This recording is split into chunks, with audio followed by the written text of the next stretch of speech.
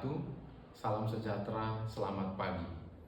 Perkenalkan, saya Sulistio Diliwanto Binsasi, Esos MAP, dosen pada program studi Ilmu Administrasi Negara, Fakultas Ilmu Sosial dan Ilmu Politik Universitas Timor.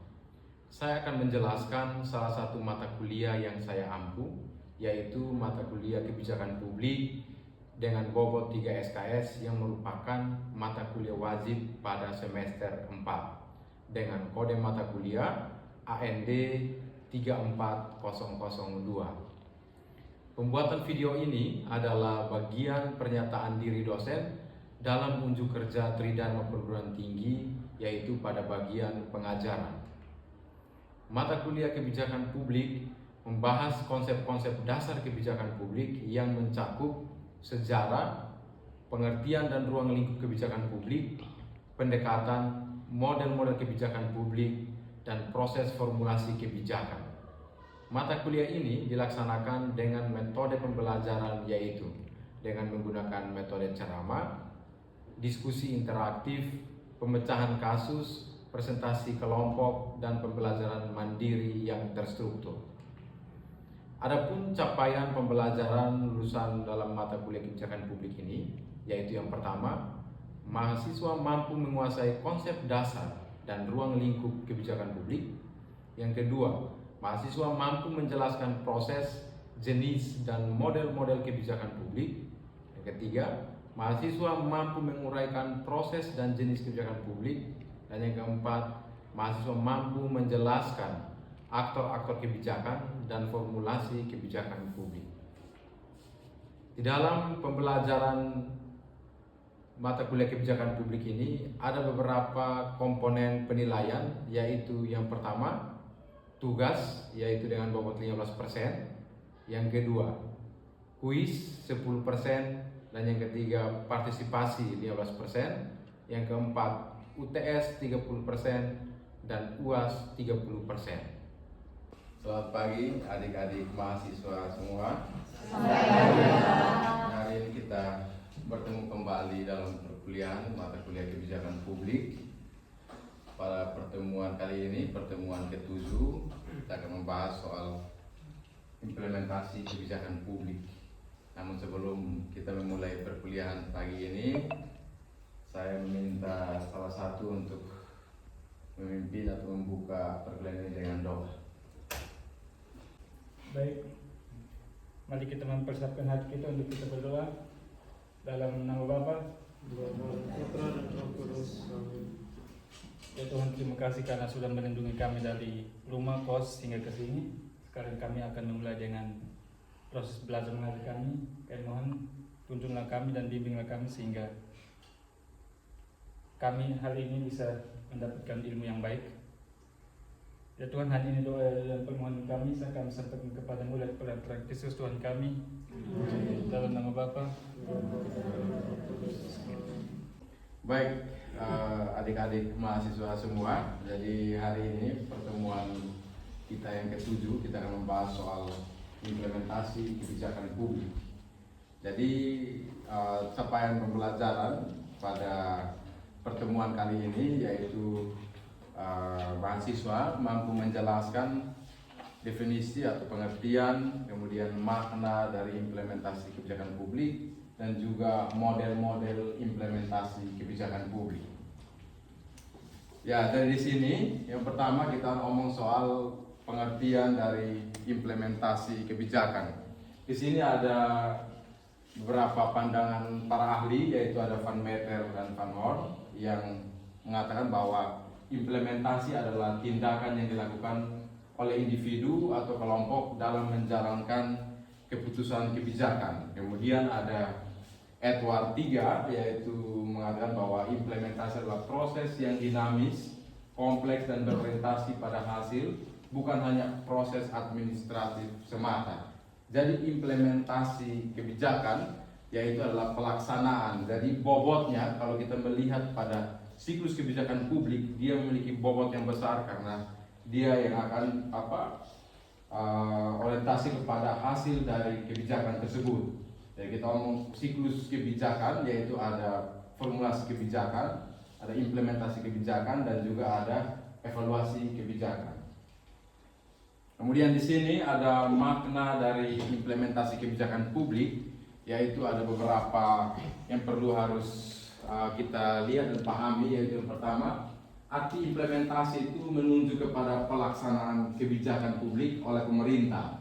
Jadi kalau kita ngomong soal implementasi kebijakan publik itu ngomong soal pelaksanaan apa yang dibuat oleh pemerintah. Kemudian program kebijakan hanya menjadi dokumen atau arsip kalau program tersebut tidak mampu untuk diimplementasikan. Misalnya, di dalam perencanaan atau formulasi kebijakan itu sudah bagus, isi kebijakannya sudah terukur akuratif, tetapi kalau tidak mampu diimplementasikan atau tidak mampu dijalankan, sama saja kebijakan itu hanya menjadi sebuah dokumen. Kemudian implementasi kebijakan dalam aspek siklus kebijakan yang sangat kompleks dan tidak mudah. Implementasi kebijakan itu bukan hal yang mudah dalam siklus kebijakan publik, karena bagaimana mau melaksanakan kebijakan yang sudah dibuat, kebijakan yang sudah didesain untuk dapat berdampak atau dapat memecahkan kondisi permasalahan yang ada di masyarakat. Kemudian implementasi kebijakan ini 60% dari rencana dan evaluasi. Ini beberapa makna penting dari implementasi kebijakan publik. Kemudian kita lihat posisi implementasi dalam siklus kebijakan itu, ini ada tahapan-tahapan. Di posisinya itu pada implementasi kebijakan itu keempat. Ada identifikasi masalah, ada agenda setting, formulasi kebijakan, implementasi kebijakan, dan juga evaluasi. Ya, di sini ada beberapa model-model implementasi kebijakan publik menurut para ahli, kurang lebih ada 11 yang saya tampilkan di sini, yaitu ada model teori dari Van Meter Verhoeven, George Edward Higa, sampai dengan David Weimer dan Aidan Finn. Nah, ini beberapa model teori dari implementasi kebijakan publik. Kita lihat satu persatu. Nah, yang pertama di sini ada model Edward Higa, model implementasi kebijakan publik menurut George Edward Higa ini. Nah, di sini implementasi kebijakan menurut Edward di sini mengatakan bahwa dia dipengaruhi oleh 4 variabel, yaitu yang pertama ada variabel komunikasi, kemudian ada variabel sumber daya, kemudian ada variabel disposisi, dan juga ada variabel struktur birokrasi. Menurut Edward itu ada 4 variabel itu mengaruhi keberhasilan dari pelaksanaan kebijakan publik. Kita lihat satu persatu. Yang dimaksudkan dengan komunikasi di sini yaitu adalah komunikasi antar pelaksana dan juga sasaran dari penerima manfaat itu harus jalan atau harus efektif. Nah, ini terkadang para implementer di satu sisi kurang perhatikan pola komunikasi dan juga koordinasi. Bagaimana komunikasi antar pelaksana, implementer, atau misalnya komunikasi lagi dengan penerima manfaat atau masyarakat di dalam bagaimana mendampingi sehingga program atau kebijakan tersebut itu bisa berdampak. Kemudian yang kedua ada variabel sumber daya. Nah, sumber daya di sini bukan hanya sumber daya manusia, tetapi sumber daya non manusia juga, yaitu bagaimana kita kalau ngomong soal sumber daya manusia, kita berbicara soal kompetensi daripada implementer.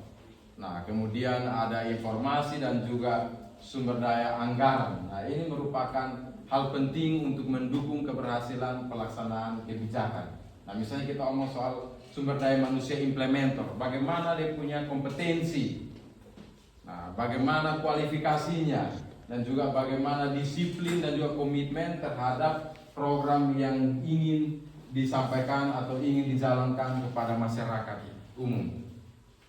Kemudian yang ketiga ada variabel disposisi. Nah, variabel disposisi di sini berkaitan dengan komitmen dari pelaksana, pemahaman terhadap tujuan dari kebijakan tersebut, dan juga tanggung jawab terhadap hasil. Nah, implementasi kebijakan itu bukan hal yang sifatnya itu formalitas, tetapi harus orientasi kepada dampak atau hasil. Isi kebijakan yang disusun secara akuratif, tersusun, didukung oleh teori dan lain sebagainya itu harus mampu diimplementasikan sehingga memiliki manfaat terhadap masyarakat. Nah, kemudian variabel yang berikut adalah struktur birokrasi, itu berkaitan dengan standar operasional prosedur, kesesuaian karakteristik, norma-norma, pola hubungan yang baik dalam pelaksana. Nah, ini perlu dibangun sehingga sangat mendukung keberhasilan dari implementasi kebijakan. Yang kedua ada model Van Meter dan juga Van Horn. Nah, di sini ya kalau tadi model Edward 3 hanya 4 variabel, kalau dalam Van Meter Van Horn itu ada kurang lebih 6 variabel. Nah, yaitu berkaitan dengan standar, sasaran dari kebijakan, sumber daya, karakteristik agen pelaksana, komunikasi antara organisasi dan juga kegiatan, kondisi ekonomi, sosial dan politik, dan juga disposisi implementer. Nah, dia ada penambahan dibanding dengan model dari George Edward 3. Kemudian yang berikut ada model Grindel. Nah, Grindel di sini dia mencakup soal isi kebijakan dan juga konteks implementasinya. Nah, dua variabel ini kemudian memiliki sub-sub indikator. Nah, misalnya isi kebijakan. Isi kebijakan itu menurut Grindel itu di sini mencakup 6 aspek, yaitu kepentingan yang terpengaruhi oleh kebijakan, jenis manfaat yang akan dihasilkan, derajat perubahan yang diinginkan, kedudukan pembuat kebijakan, siapa pelaksana program, dan juga sumber daya yang dikerahkan. Nah, kemudian dalam konteks implementasinya itu mencakup 3 bagian, yaitu kekuasaan, kepentingan dan strategi aktor yang terlibat, karakteristik lembaga dan penguasa, dan juga kepatuhan dan daya tanggap target group. Kemudian yang keempat ada model dari Mas Manian dan Paulus Sabatir. Nah, di sini ada kurang lebih 4 variabel, yaitu yang pertama berbicara soal mudah tidaknya masalah itu dapat dikendalikan.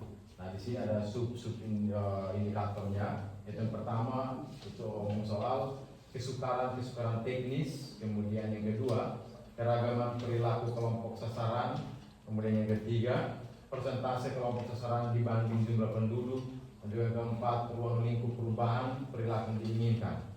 Kemudian yang kedua itu kemampuan kebijakan untuk menstrukturkan proses implementasi, yaitu yang pertama berbicara soal kejelasan dan konsistensi tujuan. Nah, kejelasan dan konsistensi tujuan itu harus dapat terukur dalam isi kebijakan. Jadi isi kebijakan itu harus disusun secara rinci, harus ada terukur bagaimana target capaiannya, targetnya sampai di mana. Nah, kemudian yang kedua menggunakan teori kausal memadai. Di dalam isi kebijakan juga perlu dukungan teori. Nah, kemudian yang ketiga ketepatan alokasi sumber dana.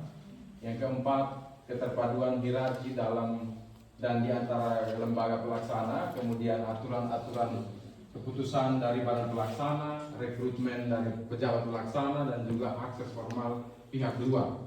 Kemudian variabel yang ketiga itu ada variabel di luar kebijakan atau secara eksternal yang mampu mempengaruhi implementasi kebijakan tersebut. Yaitu yang pertama, kondisi sosial, ekonomi, dan teknologi. Nah, itu yang terkadang melihat karakteristik daripada sasaran kebijakan atau program tersebut. Nah, terkadang itu kondisi sosial, ekonomi, dan juga budaya itu setiap wilayah itu memiliki karakteristik yang berbeda-beda, sehingga kebijakan itu kita membuat kebijakan tidak mengeneralisasikan bahwa semua sasaran atau kelompok penerima manfaat itu sama, tapi mereka memiliki potensi, memiliki keunikan yang berada dalam wilayah itu, memiliki karakteristik yang berbeda, sehingga kebijakan itu dapat dibuat itu harus deliberatif, mampu untuk melibatkan banyak stakeholder, banyak pihak yang terlibat, sehingga kebijakan itu betul-betul isi kebijakan itu merangkum atau mengakomodir semua yang dibutuhkan oleh masyarakat yang berada dalam wilayah atau karakteristik yang berbeda-beda itu. Kemudian yang kedua itu dukungan publik. Nah, dukungan publik artinya bagaimana masyarakat itu berpartisipasi. Nah, kadang ini kita selalu melihat bahwa implementer atau pelaksana kebijakan atau birokrat itu dituntut harus maksimal, ya toh? Tapi terkadang kita masyarakat juga apatis terhadap pelaksanaan kebijakan atau program. Nah, ini yang akan mempengaruhi juga bagaimana dukungan publik partisipasi. Nah, kalau misalnya isi kebijakannya sudah bagus, implementornya sudah bagus, tetapi masyarakatnya apatis, tidak ada partisipasi dalam mendukung atau menerima manfaat ini, sama juga. Karena kembali lagi, kebijakan ini atau implementasi kebijakan ini, goalnya adalah bagaimana memecahkan masalah yang ada di masyarakat. Kan banyak kita lihat contoh program-program penanggulangan kemiskinan. Kemudian kita melihat isu-isu strategis nasional saat ini, isu stunting, kemiskinan ekstrim, dan lain sebagainya. Nah, terkadang kita melihat upaya penanganannya itu menjadi lambat. Nah, lambatnya ini kalau kita melihat kira-kira dengan model implementasi ini, kita bisa melihat bagaimana isi kebijakan itu, atau bagaimana dengan implementornya atau pelaksana. Tetapi perlu kita lakukan pengamatan juga bagaimana masyarakatnya ya atau penerima manfaatnya, mendukung atau tidak. Nah, kita lihat banyak sekali program-program pemerintah, baik itu dari tingkat daerah sampai nasional. Misalnya kita contoh program penanggulangan kemiskinan. Nah, sampai sekarang kita melihat data tren, misalnya kita di NTT itu setiap tahun itu penurunan angka kemiskinan itu cuma 0,sekian% setiap tahun. Padahal banyak sekali program-program pemerintah untuk penanganan kemiskinan, ya dong? Ada itu program nasional, itu program PKH, program apa lagi? BLT dari desa, BLT yang dari dana desa, program-program yang ada di tingkat daerah, banyak sekali itu.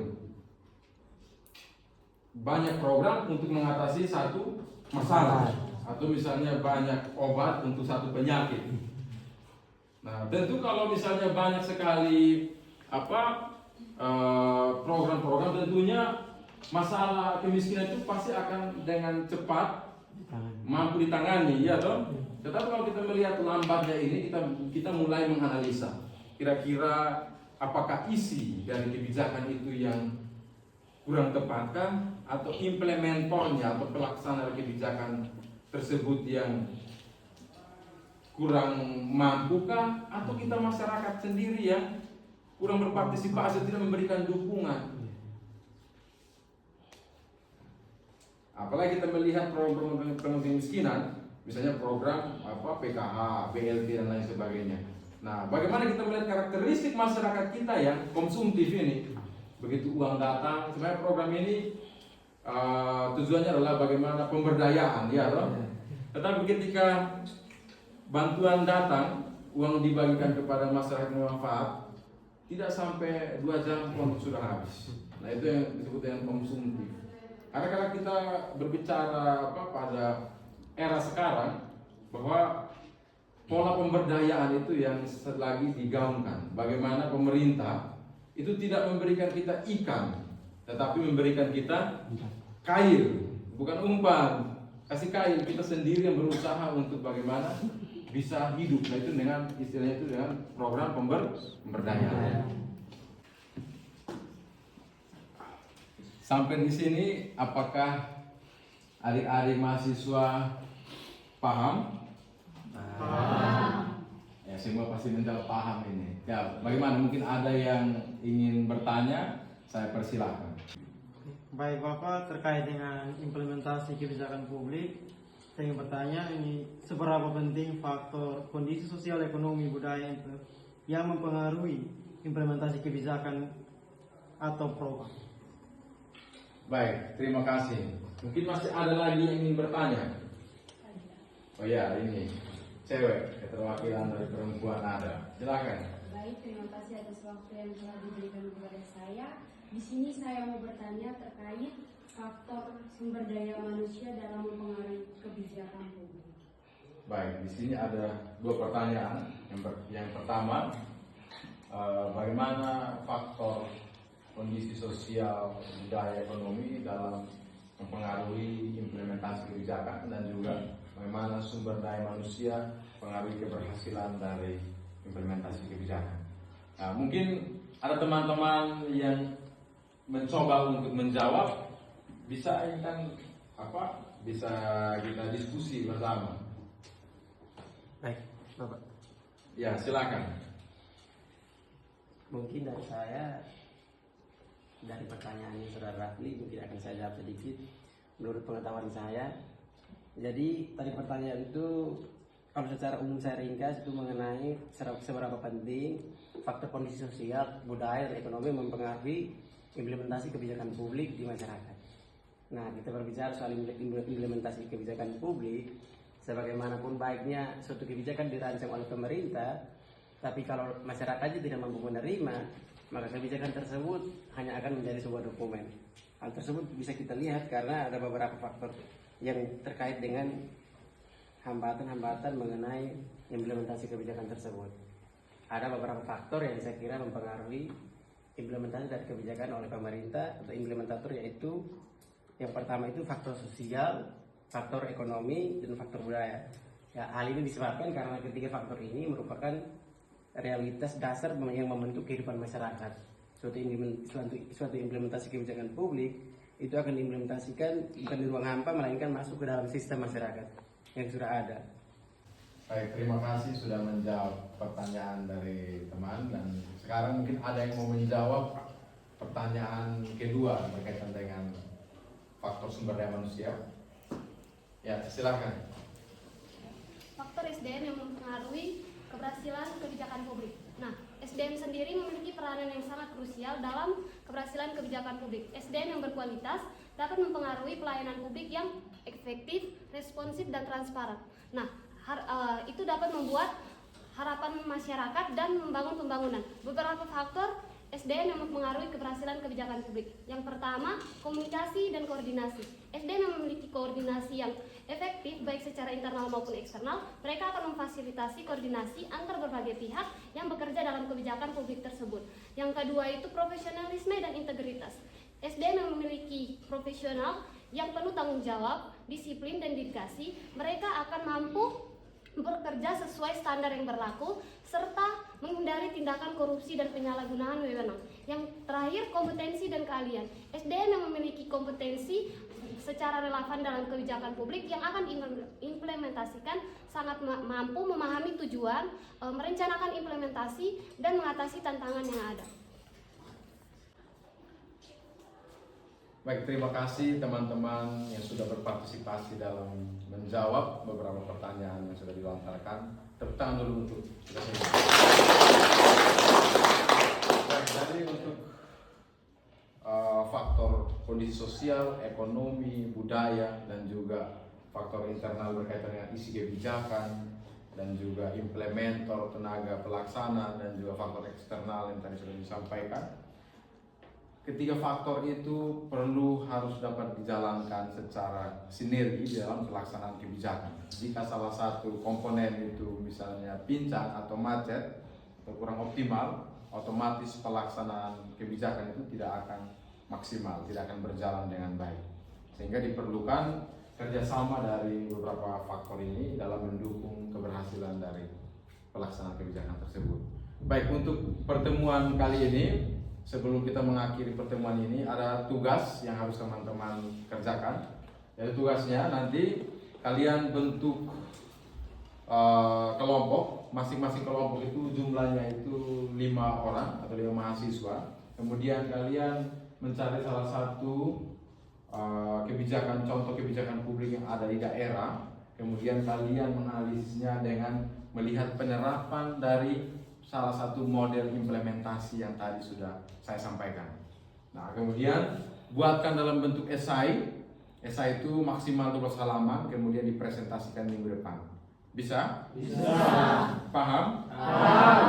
Jelas untuk tugas ini? Jelas. Kemudian untuk materi yang sudah disampaikan? Jelas. Jelas. Baik, tugas tadi sudah. Kemudian kalian juga sudah, kita sama-sama sudah kuliah. Dan waktu juga sudah selesai. Jadi tugas dikerjakan baik-baik, dan kita akan bertemu minggu depan untuk presentasi hasil tugas kelompok tersebut. Baik, mungkin itu saja. Selamat siang. Sekian video unjuk kerja Tridharma Perguruan Tinggi bagian pengajaran saya. Selamat pagi, terima kasih.